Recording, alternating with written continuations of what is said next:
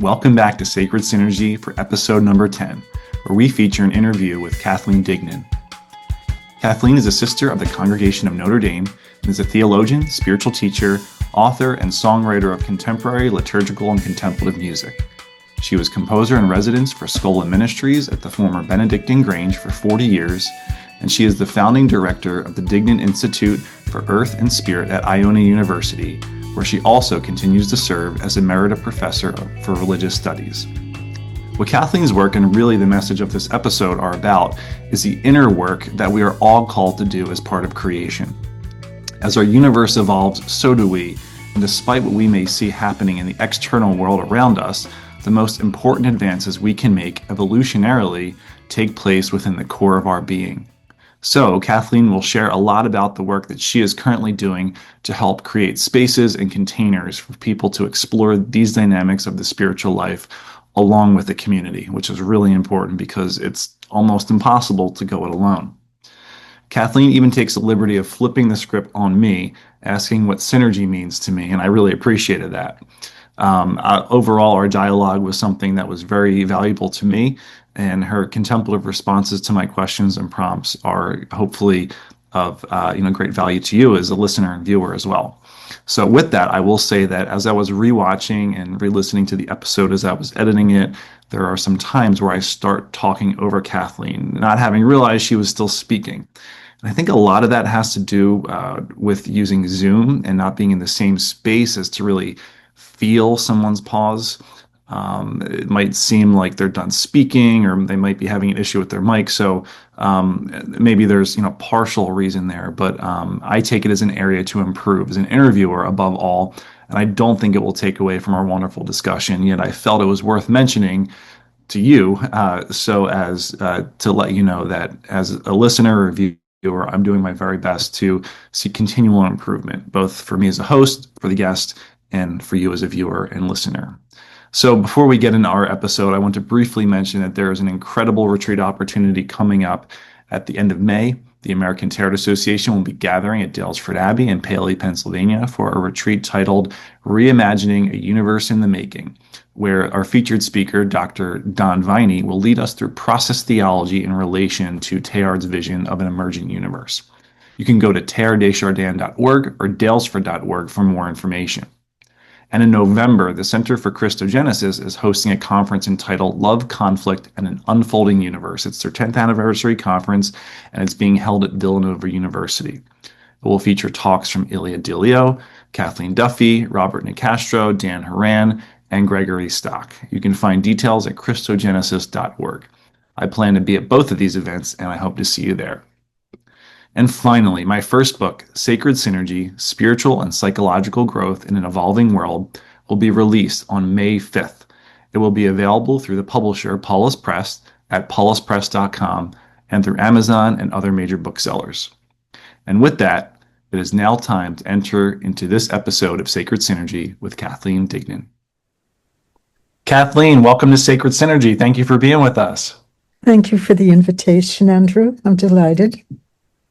Of course. Well, we have made each other's acquaintance and got to know each other through the American Tarot Association, and you're a person who is doing a lot in the world when it comes to synergizing with the sacred. So I'm just thrilled to be able to connect with you and to learn about how you're making this happen in your life. So, Kathleen, can you please introduce who you are and what you do with most of your time in the world? Well, my name is Kathleen Deignan. I am a sister of the Congregation of Notre Dame of Montreal. I'm a professor emerita of religious studies and theology at Iona University, where I founded and now co-direct the Deignan Institute for Earth and Spirit. So that's where I've spent most of my life. Andrew, that was one part of my life. Another part of my life for 40 years or so is that I was a liturgical musician in residence, composer in residence at the Benedictine Grange in West Reading, Connecticut, where I had the enormous joy, grace, blessing of ministering with my dear soul friend, Father John Giuliani, who is an iconographer, was an iconographer. He was a liturgist like none other. And I learned so much from him about synergizing with the sacred and creating sacred spaces for people to open to mystery and be transformed. So I would say those are two of the big worlds that I've inhabited in my life, in my 78 years of life here. Of course, living in and with the congregation of apostolic sisters, we've been in the process of transforming what religious life in our time looks like. And it's been an enormous blessing to have fallen into the arms of that congregation. What else can I tell you? Who I am and what I've done, I seem to just fall into things, and I don't really have plans.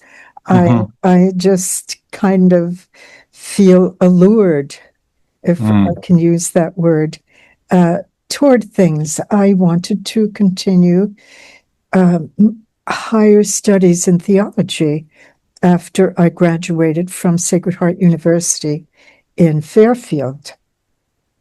And so I went to Fordham University, and that's where I met my teacher.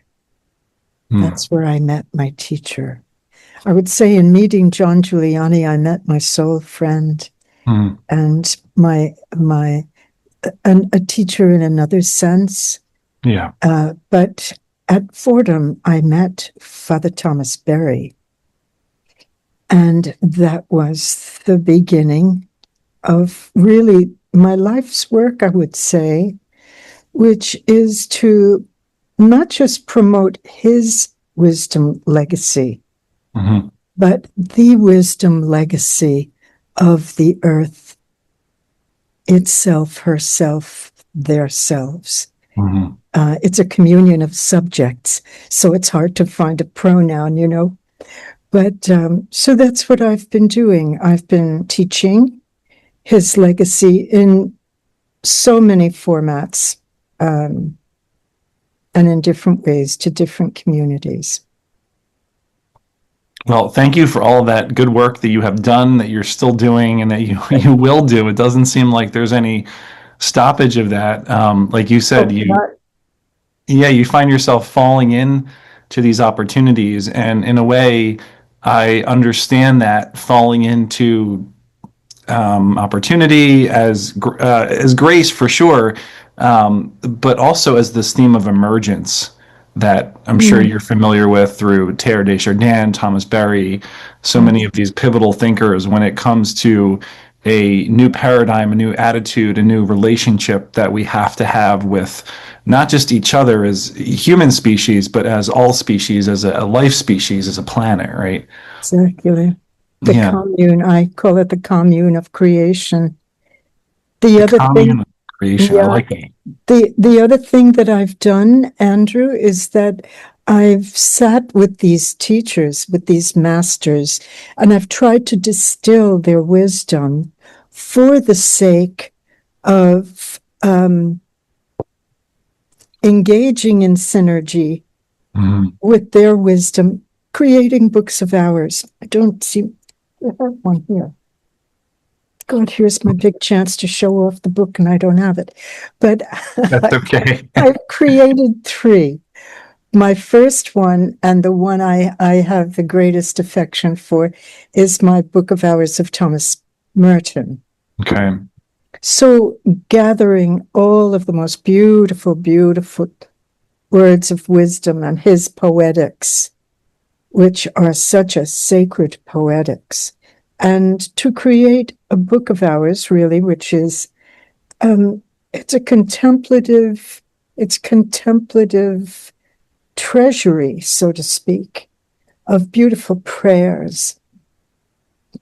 And I organize them as a book of hours so that we can really dawn, day, dusk, and dark turn into the quiet world where something's whispering, where something's forever speaking to us.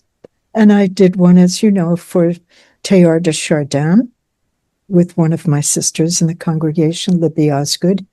And I did my last one, but not my last one, but the last one to be published, Thomas Berry, A Book of Hours. Yeah, the Tarot Book of Hours holds a special place on my bookshelf and in my heart, devotionally in that way, not just for Teilhard, but the way that you've been able to put his language into your own words in a way that then lends itself very easily to prayer. I'm born and raised in the Catholic Church, so it's very familiar to me that way, but it has such a real lower C Catholic, right, universality to it.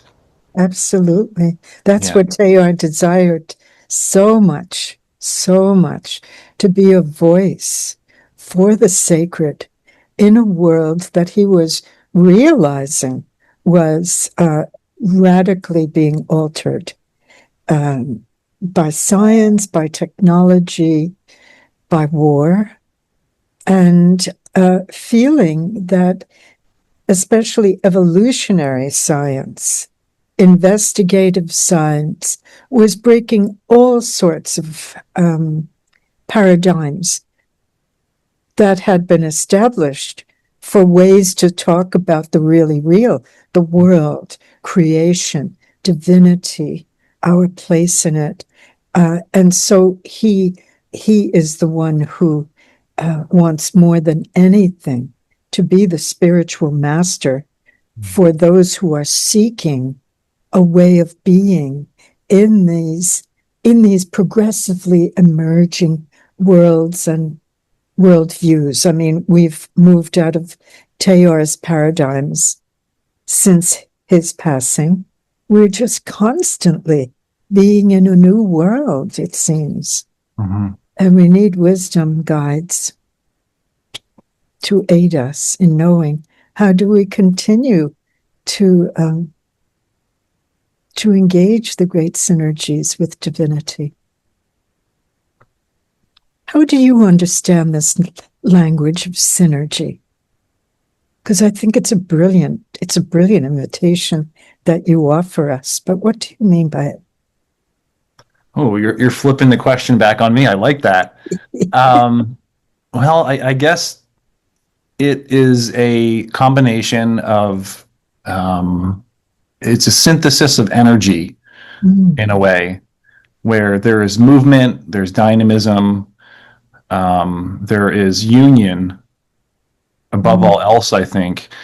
And I think that if I'm working off of Teilhard's principle of union differentiating, then that is synergy, because when we are synergizing, when we are energetically engaging and emerging together, to go back to that word, we are in harmony in a way with each other, with the larger concept of life, with the planet, with the cosmos. It's grace in a way. We're living in that life of God.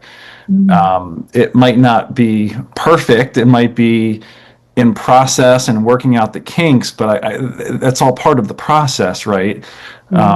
Like I just think of, any skill that you learn in life, how to tie your shoes, you really need a lot of help at first. You fumble through it, and then eventually you can do it in your sleep with your hands tied behind your back, as impossible as that sounds, right? You can still tie your shoes. And that's a synergy, right? The learning from someone else, the applying it yourself, the perfecting it. And I guess that's kind of the way I experience synergy in my life. It usually starts as very rocky and uncertain at first, but there's a lot of trust and faith within it that there's a larger hope, a larger vision, And I think that's how I would respond to what synergy is to me. It's a process of union in a way. It's beautiful. I was just very happy to see even the title.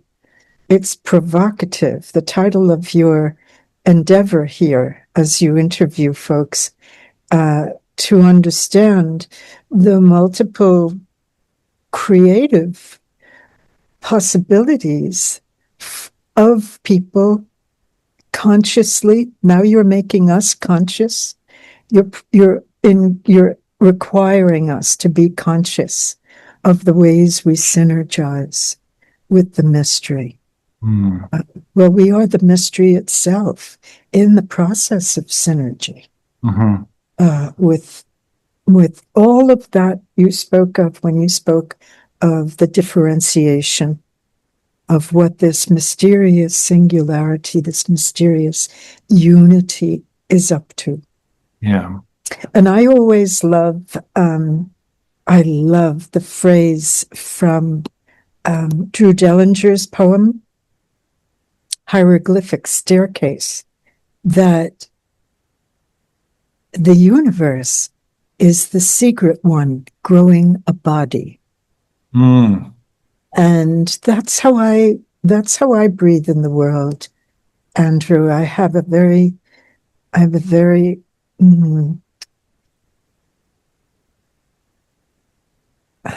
total intuition, immersion in that sense and sensibility of divinity's body, of which I am a member, in which I am a cell, of which I am, maybe I'm even an organ, I don't know. But the wonder of that, the splendor of that, is kind of where I've had the grace to live. And I think that part of that is because I was an only child and an immigrant. And I was a latchkey kid on the west side of New York. And so I had a lot of solitude. And when you're young, of course, solitude is a challenge for a child. It opens up, it feels like loneliness at first, but then it can open up to this incredible sense of presence and communion.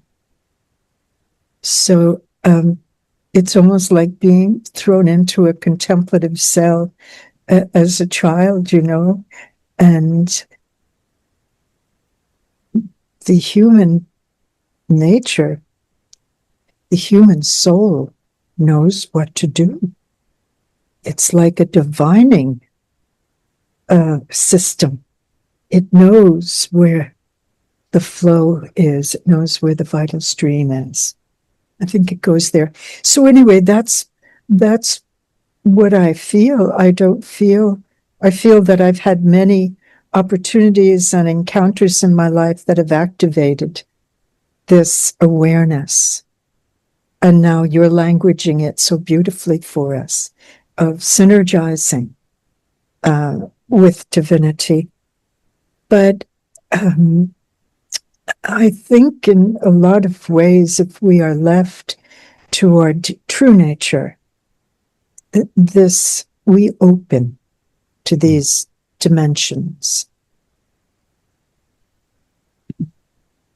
I really am grateful for that answer that you gave. And there's a lot that I'm trying to process from it. But one of the things that stood out to me the most was how there is a knowing where those vital streams of life are and the soul's disposition towards those. And it makes me think of something I heard said at a transpersonal psychology conference back in 2018, I think it was, out in California. But one of the keynote speakers was talking about how when our body suffers a trauma, like say we cut our finger, at first there may be some blood, but then eventually it starts to pus and then scab, and then that skin regrows and it heals. And in the same way, our soul, our spirit has that same inclination, that same disposition towards healing. It knows where that true north is in a way. And that's just really what resonated with me and was stirring within me when you said that, and how that aspect of solitude as a child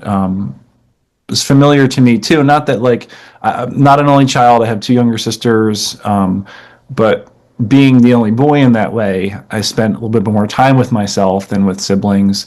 And as an introvert now as an adult, and of course I have a family of my own with little kids and all that, I still really value, that time by myself. Because like you said, it is this challenge, like a good challenge, to work past that loneliness. And then, yeah, you phrase that so beautifully. There's an opening to presence that occurs. And I can't elaborate more on that now because I don't have the words for it, but it just really struck a chord with me when you said that. So thank you for verbalizing that. Yeah. So, Kathleen, you have done so much. You're doing a lot. One of the things that you have currently going on is this monthly forum, the monthly Thomas Berry Forum, right? In that forum, you speak of putting on the powers of the universe. What does that mean, and what does that require of us? So, well, two things. I have to we do have a lot going on through the Institute for Earth and Spirit. We do have a Berry Forum, and that is a forum in which we really have, for the past 10 years, since his death, every single week, have really explored, examined his wisdom. And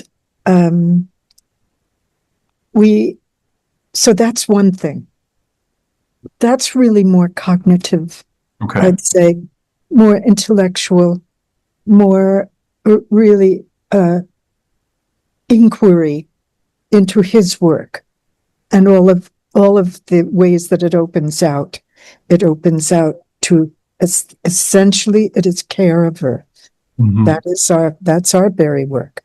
But we have another engagement. We have another circle, and that is we call it Becoming Earthling. Becoming Earthling. And in this circle that has been gathering now for about 2 years, we are experimenting with the powers of the universe, as you say, as made explicit for us in the work of Brian Swimme. Okay. So, as you know, Brian Swimme was one of the principal disciples and mediums for promoting the work of Thomas. And Brian brought the work of Thomas beyond Thomas, because Thomas was an historian of the sacred spiritual traditions of the world. That was his genius. But for Thomas, one of the great wisdom traditions of the world is investigative science. So Brian has really taken up that wing, so to speak, of the Berryan movement. Okay. And so what he's done is he's identified, I think it's 11 powers of the universe. And all of these are beautifully elaborated online on the web, on his website. So all you have to do is inquire, just put in Brian Swimme and you'll find these powers. But of course, synergy is one of them. Synergy is one, allurement is one, cataclysm is another. An array of, how shall I say, descriptions of the processes of the cosmos. How is cosmos being cosmos?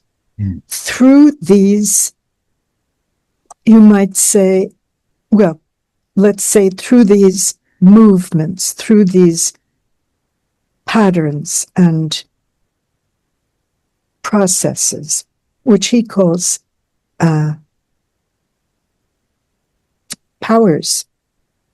So what we do in our little circle, Becoming Earthling, I work with a transpersonal psychologist, is my partner in this, Scott Thompson. And it's an interesting story that I'll tell you very briefly. I found Scott in a moment of real need because I was doing the very work of earth care and earth healing. And doing, of course, we have to keep doing the Lectio, we have to keep doing the reading of what's happening to the earth. It began to create a desolation in me. I found myself suffering what a lot of people now are talking about, which is kind of environmental or ecological desolation or depression, just from knowledge and witnessing what is happening to our living planet. So I knew I needed help. And I went online and I searched environmental therapists or ecological therapists. Nothing. I couldn't find anything that I could really, of course you can, in terms of academic folks that are writing academically, but I mean practicing folks, because this is many years ago. And I just saw this face online, and it looked like it had a look that looked serious and awake. And I called him and I said, I have to come to see you because I have this, in the spiritual life, this, Andrew, we speak of social desolation, when we can become so sad and depressed over the suffering, human suffering. That's social desolation. But environmental desolation or ecological desolation is the suffering of the planet. So I went to him and I said, I have to see you. And I went and I said, I guess you have so many new clients coming to you for help. And he said, no, I really don't. And I said, well, you must have colleagues then that are working in this area. And he said, nope. I really don't. And I said, well, I don't know how you're going to help me unless you read this book. And I gave him the great work by Thomas Berry. Andrew, this man's life blew open. He has a child. He has a young son. It blew open. His life is changed because of this. He's way ahead of me now in his work with especially Brian Swim, because we have discussed and described and tried to design modalities by which you and I can consciously awaken to these powers that are creating us. They are creating us, but to enter into them in such a way that I am activating my awareness and my capacity to guide both what I think is myself and this larger process. How do we step into synergy? How do we become sensitized to the always and everywhere invitation to step into the reality of unfolding life, unfolding vitality that means to bring me into it and also to unify me in it. That means to bring me into connection to you, Andrew. Now, I would say that allurement is the power that draws me to you. I am attracted to your way of being in the world. I am attracted to your mission in the world. I want to be in synergy with you. I want to be in connection with that. But how do I awaken every minute, every moment to these powers that are generative of my cosmic person, not just my egoic person, not just my little self that has to get stuff done, but this mysterious creation that I and you and we are, of divinity, in a sense, growing a body in me through these powers. And being able to understand, for example, we've spent a lot of time on cataclysm in our circle. When things fall apart, as the Zen master wants to talk about, how do we realize that there is no cataclysm that is not tending toward renewal? That there's no cataclysm which is an ultimate apocalypse in itself. How do I realize that this planet, our species, and the species all around us have lived through, survived, and more than survived, but been, in a sense, pushed into a more generative phase of creativity only because things fell apart that could no longer bring us to the vitality and fullness that is the very dynamic nature of this cosmos. Being you, being me. So that's what we do. We play.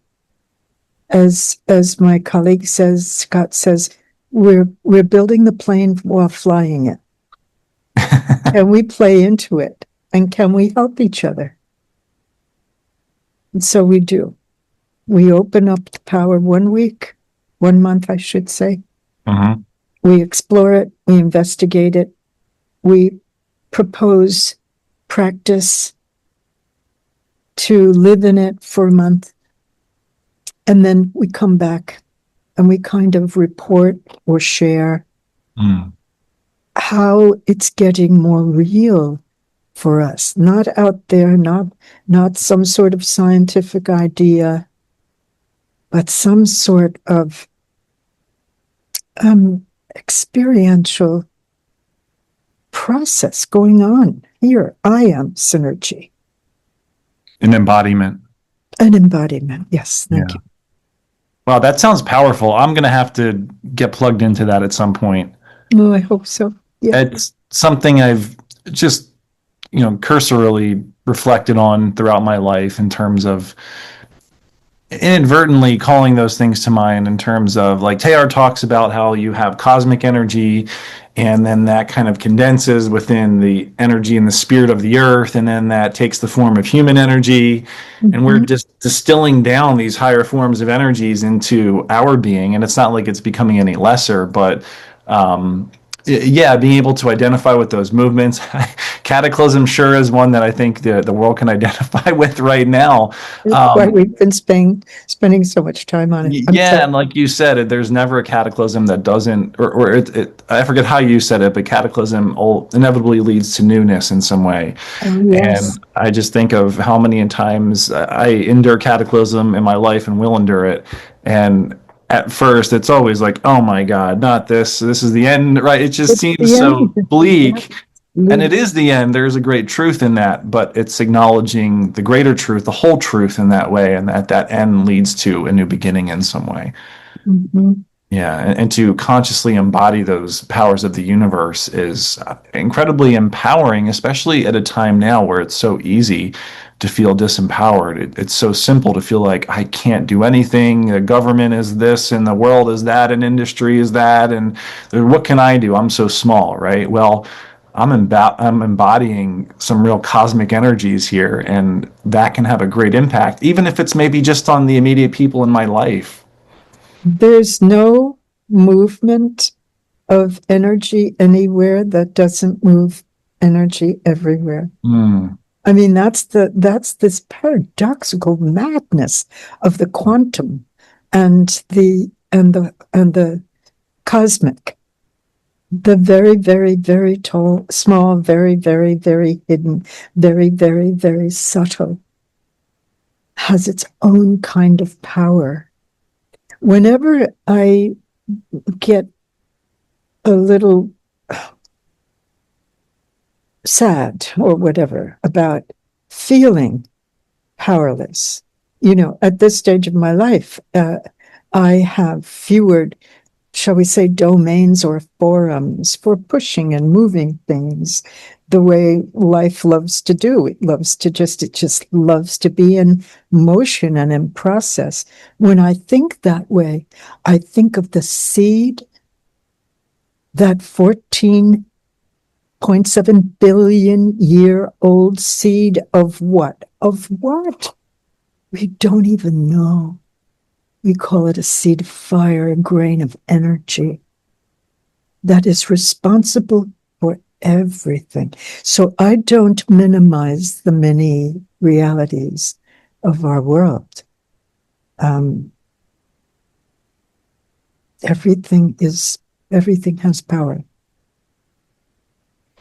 Yeah, and you mentioned how there's this desolation that we can feel at times, and that's totally understandable given, like you said, even the science becomes so overwhelming when we start to read about it, and then when we start to witness what's happening, say, to the rainforest. We can watch that on TV or on the computer, or we can drive around our own, geographic locality and just look at how much it has changed and been developed, and habitat has been destroyed over the past decade even, right?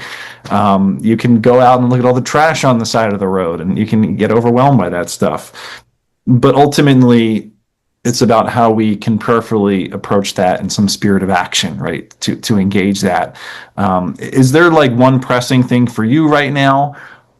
Or is it just kind of you are addressing the most you can through all of these different facets of your work?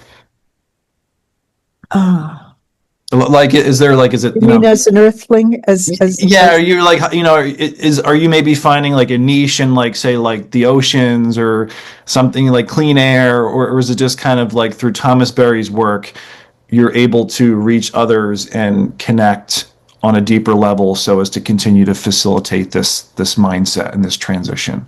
the niche that I am most drawn to is the niche of the open, hungry, bewildered human soul. My niche is what we're doing right here. I guess my niche is the noosphere. I love it. I love it. I don't know. I never said that before. That's a little. No, I like that. But yeah, I think so, Andrew. I mean, I live for trees.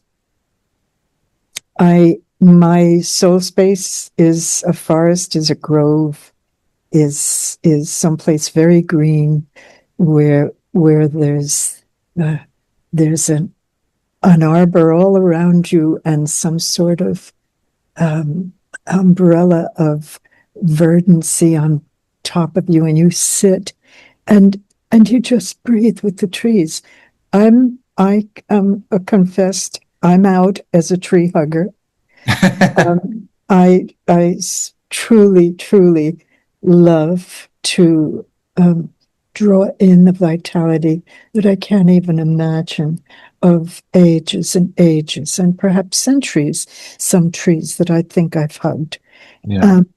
So trees, but for me, my niche, my cosmic ecozoic zone of care is the human spirit, whatever portal that is that opens us to the sacred, whatever abides within that portal and that kind of domain of us.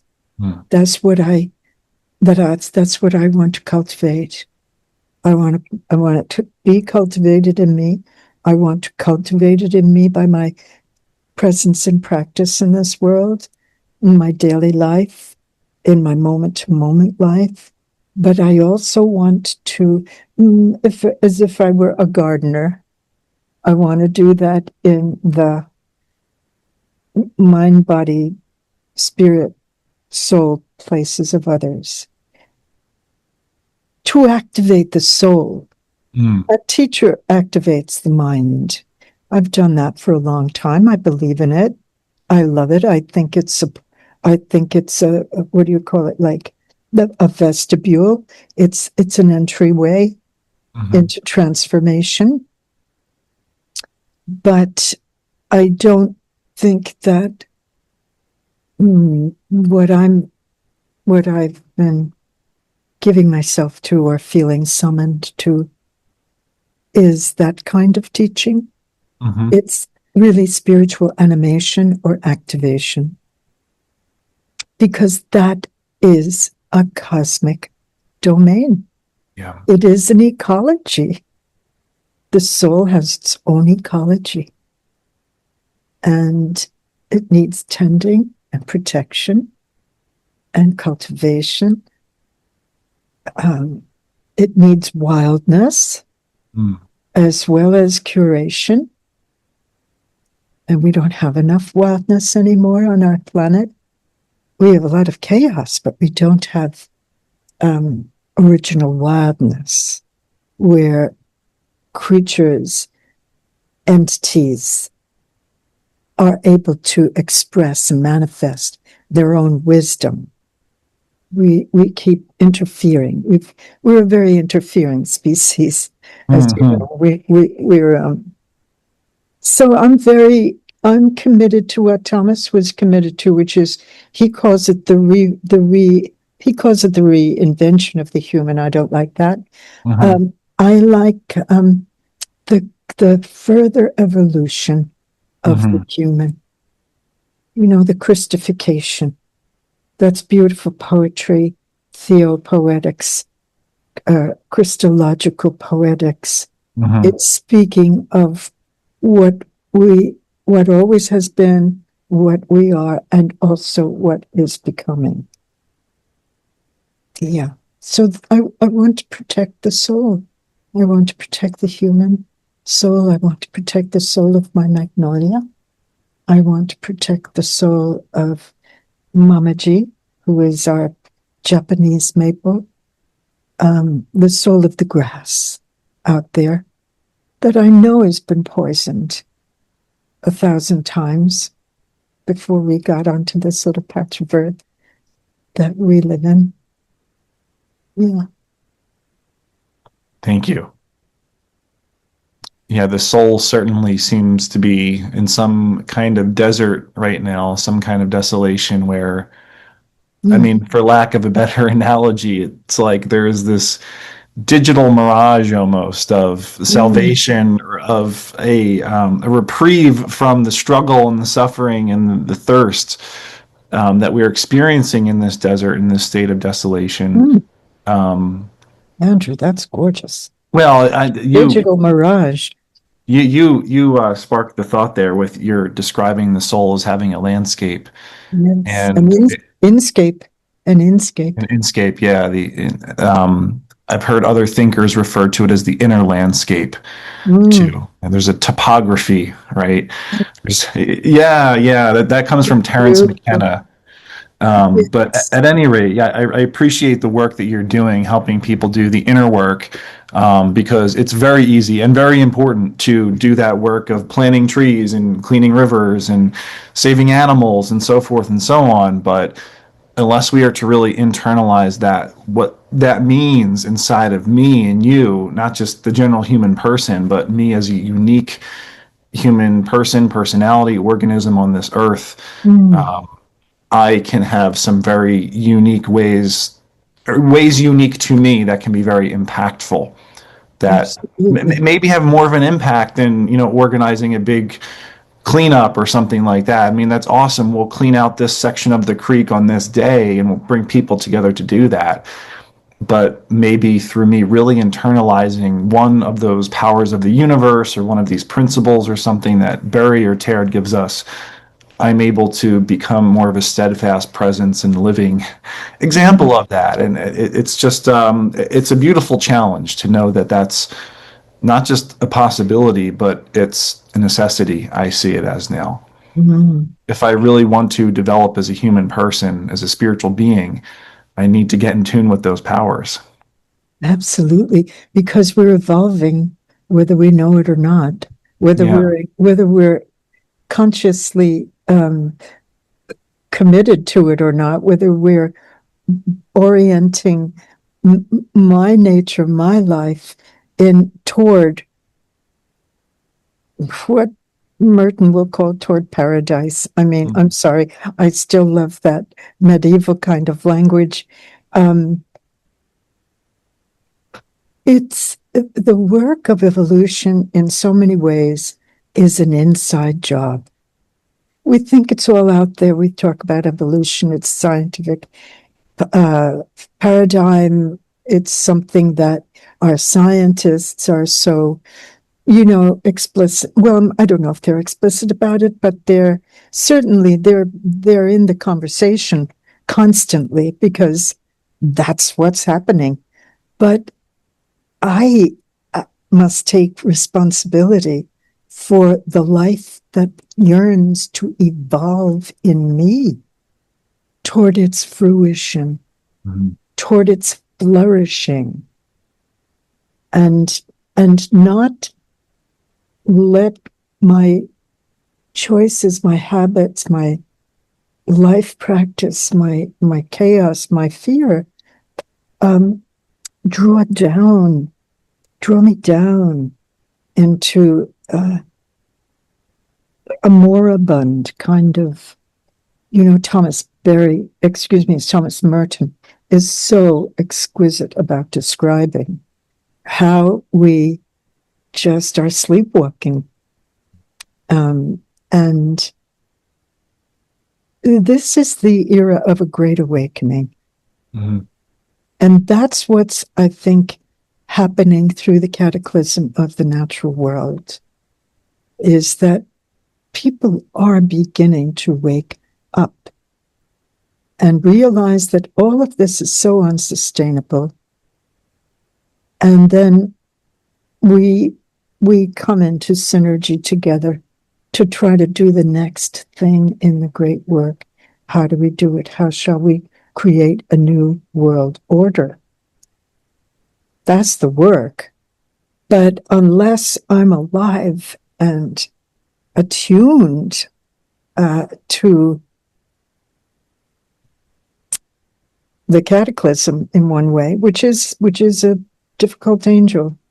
It's a difficult teacher for us right now. Mhm. But boy, oh boy, we better pay Mhm. attention. If I don't, then I can't be part of what is emergence, another Yeah. power of the universe. So one of these ideas from Thomas Berry that we've alluded to a number of times in our conversation is going beyond the human person, and how so much of our current situation, shall we call it, seems to be this very ego-centered, egomaniacal at times, just nature of how short-sighted we are when it Mm. comes to systematic issues and the systematic change that is needed to address those issues. And I could just continue to go on about that. And really, the point I'm trying to get at here is that, Burry's language takes us beyond the human person. And therefore, when we are to expand our perspective beyond ourselves, we begin to transcend our ego. We begin to turn down the volume on that voice that within us, while being necessary, at times just tends to speak too loudly or with too strong of an opinion. And we need to be humble and sometimes be humbled, therefore, in order to get beyond that and have this larger perspective. So my question there is really about the work that you're doing with the very form of ecological dialogue, where you had mentioned in a conversation we had previously about lawyers you're working with and how you're looking to have law itself evolve beyond just an exclusively human framework, but to consider a larger spectrum of life within that. So Right. could you share a little bit about what work or what stirrings are happening with that? Well, what Thomas has called earth jurisprudence. Thomas says that this moment of challenge on the planet is summoning us beyond our anthropocentrism, that we really need to be aware that our whole entire existence depends on this communion of subjects that is constantly subsidizing my existence, whether it's the oxygen I'm breathing because of my friends in the verdant world, or whether it's the waters of the planet or the soils of the planet that are alive, and everything. If I do not have a sense that this everything is just one thing, it's Gaia. It is this living Mother Earth. She is a being. She is a person. She is a presence, this planet. And Thomas says, therefore, this consciousness requires that all professions undergo a transformation, a conversion and a transformation. Education, healthcare,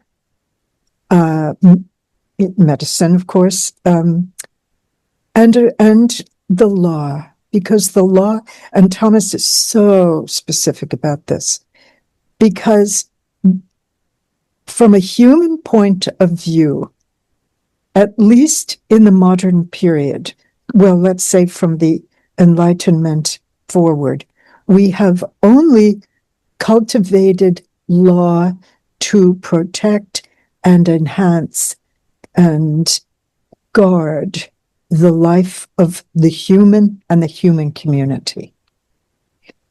Law is to protect you and to protect your property. Well, first of all, that's a word I don't even use anymore. I have some new four-letter words, and property is one of them, because we don't say the land, or we don't say the river, or we don't say the forest or the grove. We say my property, my lawn. Oh, and what lawning has done. Yeah. God bless all the British and French Europeans that wanted to make their marvelous gardens with not a care about all the creatures and the wildness that lives there. So, okay, what are we doing? We have, for the past 10 years, been teaching toward, at Iona, we have been teaching toward and subsidizing scholarships and everything for students going into the law for earth law. And what we realize now, 10 years into this, Andrew, earth jurisprudence has just blown wide open. Earth law is everywhere now. And as a matter of fact, I think not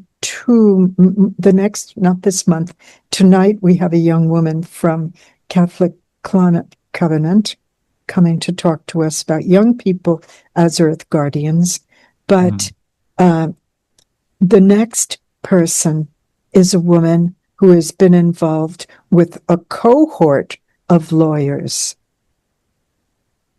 taking up cases to protect rivers, to speak about the rights of waterways, the rights of the forest, the rights to really pressure, especially American law, into acknowledging, if we can acknowledge the rights of the corporation as a person, as a legal person, can we not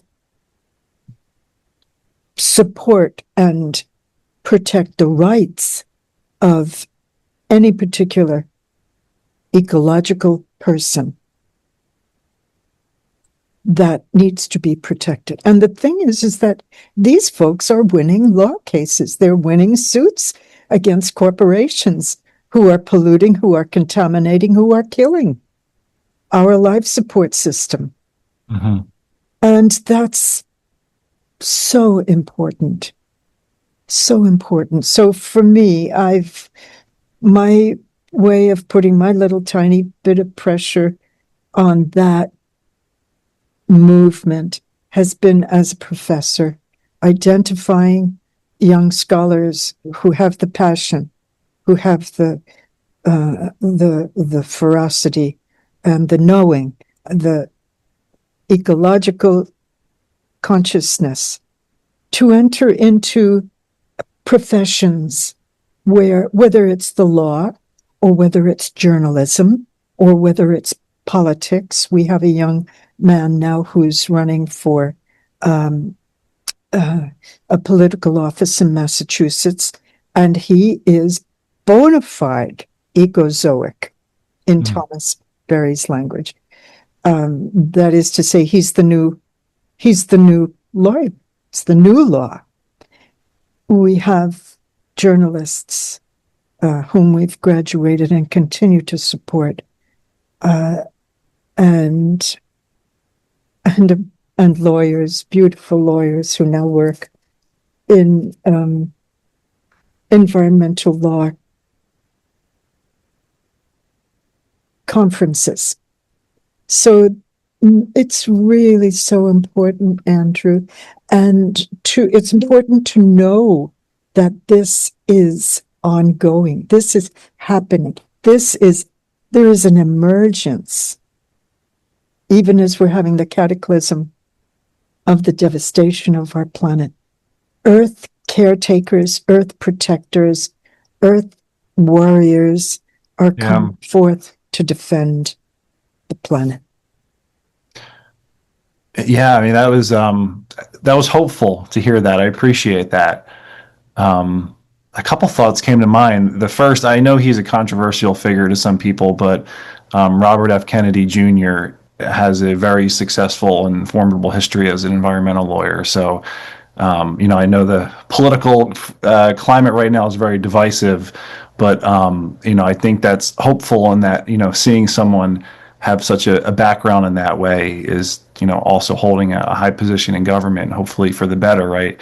And I'm not a political person. That's something I learned about him, and I thought it was quite fascinating to learn his history with environmental law. And it speaks a lot to what you're commenting on. But the other larger thought I was having was that the philosophical and also theological concept of panpsychism has become much more popular as of late within the past few years. This idea in a very simplistic format that there is consciousness on all levels of life, and that something as simple as a rock holds some degree of consciousness to it, which we know is very Teilhardian, right? Even the dust of the earth holds a rudimentary degree of consciousness, and as matter complexifies, it then embodies a higher degree of consciousness. So it would only seem appropriate that we would be looking at environmental entities as conscious entities, right? I could say that a water molecule has a consciousness to it. You could say a river has a consciousness to it. But then when you get into the concept of like microclimates within your own backyard, maybe there's like a consciousness to that entity as an area, as a microclimate, right? And an integrity. Yeah. So when you were talking about, extending law beyond just the anthropocentric, I'm thinking of this wider spectrum of consciousness too, and how there are certainly rights implicit within there. Well, the thing that I'm happy that you brought up this panpsychism, because I think what's happening is that our planet, Gaia, is, how shall I say?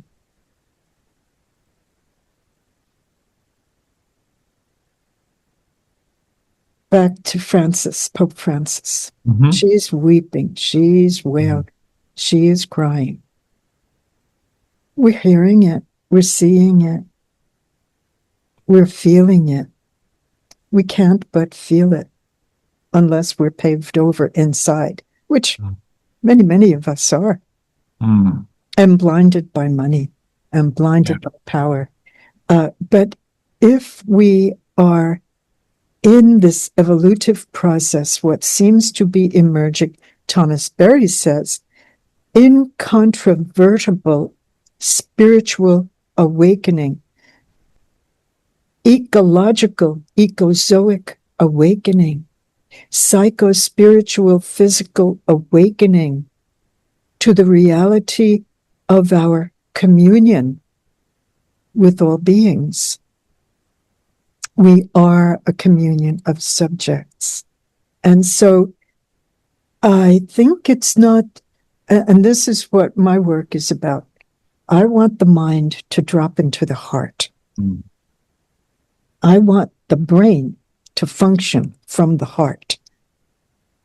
And mostly the brain or the mind, or however we describe these, these contested realities, functions from up here. Yeah. In the intellect. Yeah. But what happens when that insight that you receive intellectually drops into your heart?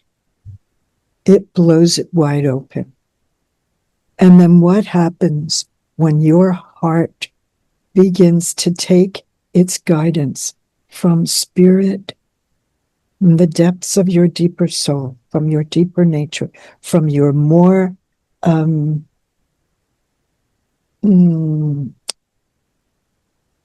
enmeshed and webbed nature. So Thomas Berry says it's undeniable. It's happening. Can't stop it. And it is. It's everywhere. I think we don't see it as much in our U.S. Reality because, well, at the moment we're in a MAGA world, which is quite antithetical to saving the planet, to healing the planet. We have just rescinded the Environmental Protection Act. We have decimated the Environmental Protection Agency. So we are setting ourselves up for more disaster and more suffering. But to the degree that that is happening there are nations of the world who are enshrining in their constitutions the defense and protection of the natural world, honoring ecological creatures, I'll say, as persons.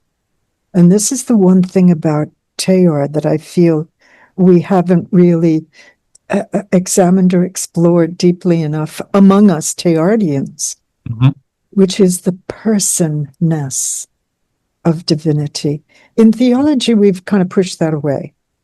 In contemporary theology, we don't always speak of the personness of divinity because we fear that it objectifies the divine mystery. And it keeps us trapped in a kind of inadequate, for Christians, for Catholics, Trinitarian, three-person kind of thing. Okay. But but to really understand that each and every creature has an inscape, as Thomas Merton wants to say, borrowing from his inspiration, whose poet, whose name is now leaving me, but the great poet of the inscape. If we can comprehend the sacred personness of the cosmos, embodying itself, articulating itself in a myriad of personal presences, we would have such a vision to guide us forward. That is emerging now, but it is not fully articulated or embraced. Mm-hmm. And aren't we lucky to be living in these times? As the poet says, another poet says, thank God our time is now, when wrong comes up to meet us everywhere, to challenge us to take the greatest stride of soul folk ever took. Progress now is progress. Exploration is exploration into God. And then he says, but it takes so many years to wake. And then he asks us that, it's that koan, but will you wake for pity's sake? So it's the awakening. Yeah, it's not always easy to wake up.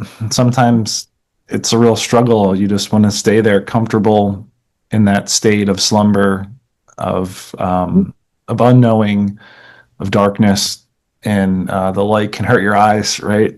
To rub out some of that sleep that's still lingering in there. Your muscles have to come alive. You've got to crack your back and wiggle your toes, right? And maybe stretch a little bit, go for a little walk and getting some sunlight, right? It's a process. It is a process, and we have to have the capacity to suffer. Yeah. We have to make space for the suffering that is inherent in our embodiment.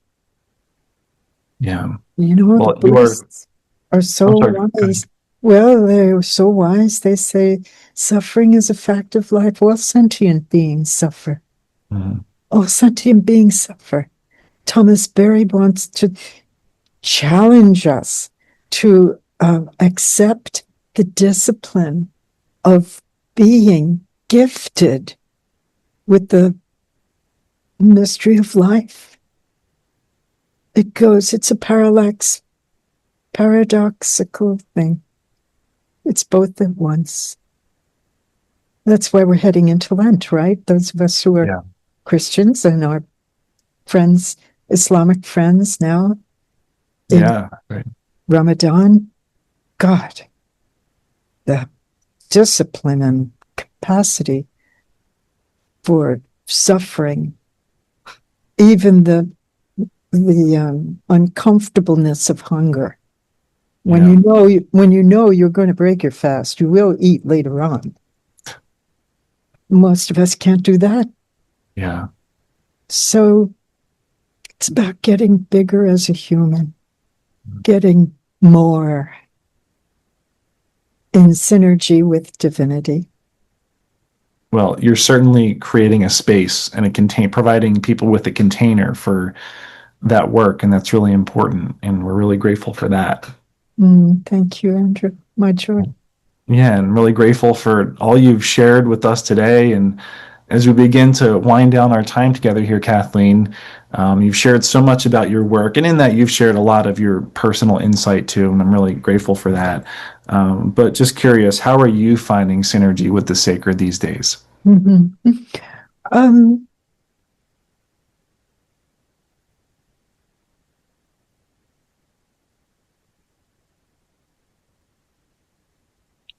Every breath, every pause,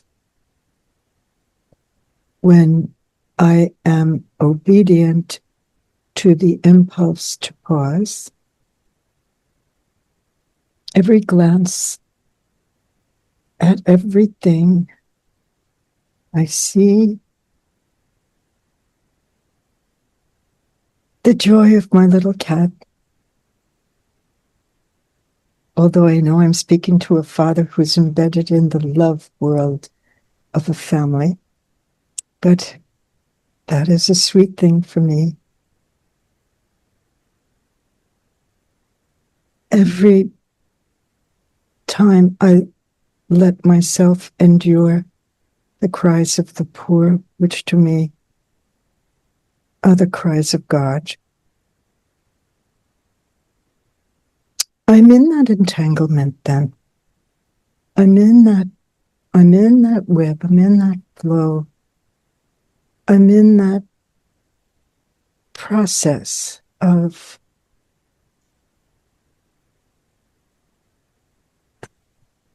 ineffable connection. I mean, it goes to a place of wordlessness for me, even though, as you know, I love words. But I'm also finding writing and sitting with a pen in hand and letting me be in this archaic practice of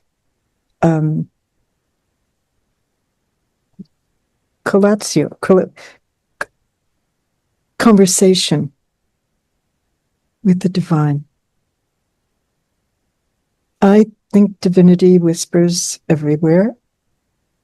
And I'm realizing, because I've graduated to the stage of having hearing aids, because do you know that as we age, we actually do lose frequencies. Mm. So the frequency of hearing that whisper, that still small voice, that's whispering from everywhere. Sometimes it needs aids. It needs assistance. It needs deliberate attunement. I find it very helpful for me to be in conversation and be in devotion to divinity with a pen in my hand. Love letters to God, or as I call it, romancing divinity. That's lovely. Thank you for sharing that. Thank you for asking me. Yeah. Well, these are the things that I think really humanize these conversations and hopefully can act as a vehicle for connection for people to become aware of how they're doing something similar within their own life, albeit maybe small. It can be having a large impact for them and then hopefully for the world too. So I'm very grateful for your candid sharing there. Kathleen, we're very grateful for all your wisdom and very, very careful and just insight that you've shared. You have a very delicate way of, or you sharing things delicately that are very powerful and sometimes very heavy, but you present them in a very light way, poetically, musically at times, very appropriately so. So really thank you for gracing us with that today. How can people find more about you? How can they connect with you and all of the projects that you have going on? So, thank you. If you go to Iona University .edu, or just put in your search engine the Deignan Institute for Earth and Spirit, or just put my name in the search engine of your web browser, a lot will come up. All my music, all my musical compositions, all free on YouTube, I think, all free for you to hear or to download. And one of my wonderful interns is helping me create a gorgeous website that is called Schola Ministries, SCHOLA, scholaministries.org. And there will be all my written work, all my musical compositions, all my retreats, and it's free. It's free for nothing. It's a big potlatch. Just want to give it all away. So it's all there. Just Google me, you'll find me. Well, thank you for sharing that as well. Thank you for joining us today, and we just wish you many blessings and the continuation of all the good work you're doing. Thank you, Kathleen. Thank you, Andrew. Thank you for the joy of being in conversation with you. Absolutely. Blessings. Bye-bye.